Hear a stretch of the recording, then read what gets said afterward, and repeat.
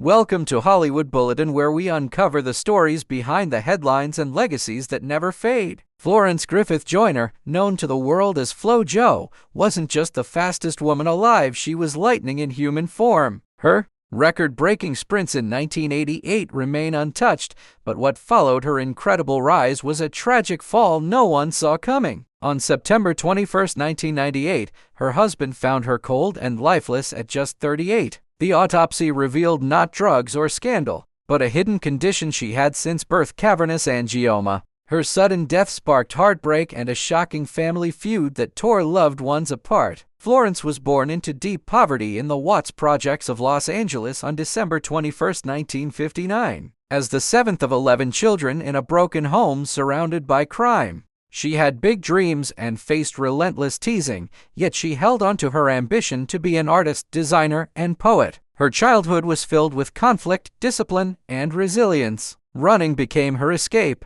By age 7, she was already racing and winning, but financial hardship forced her to pause her dreams and work as a bank teller. Her destiny changed when coach Bob Kersee saw her at that bank and invited her back into the world of track. After transferring to UCLA, Florence struggled with her sprint starts, often left in tears after training, but she never gave up.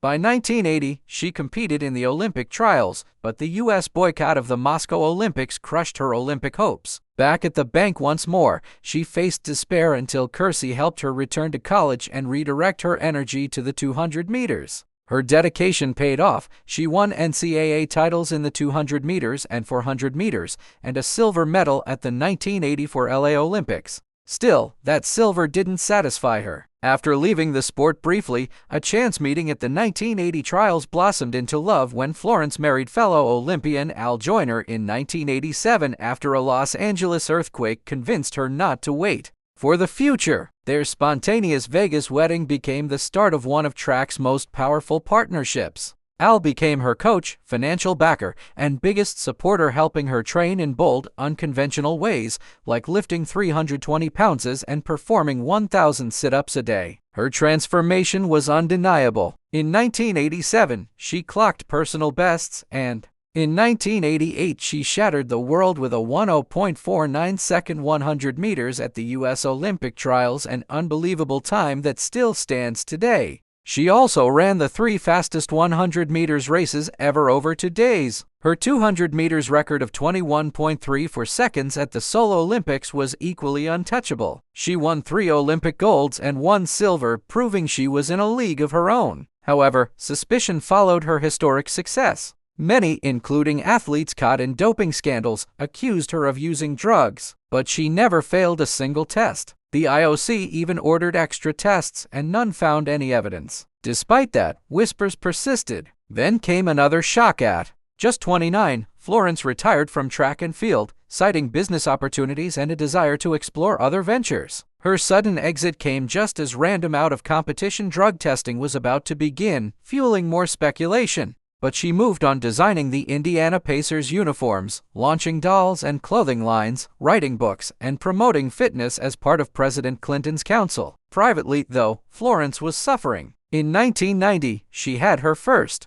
seizure, a secret battle she and her family kept hidden. More seizures followed over the years, including a terrifying one on a plane in 1996. She kept appearing in public, always with her signature smile and style, but behind the scenes, her health deteriorated. On the night of her death, she had just tucked in her daughter Mary and gone to sleep. Her husband, not wanting to wake them, slept on the couch. The next morning, he found Florence lifeless, her daughter still nestled beside her. She had suffocated during a seizure. There were no drugs in her system, only mild over-the-counter meds. The cause, a congenital brain condition that no one had caught, not even during multiple hospital visits. Her heart was enlarged, yes, but that was not uncommon among elite athletes. The findings confirmed what many hoped: Florence Griffith Joyner was clean. Her records were real, but tragedy didn't end with her passing. Just a year later, her mother sued her husband for wrongful death, despite no evidence of wrongdoing. The legal battles expanded into fights over homes, charity foundations, and even rights to her image. Florence died without a will, and years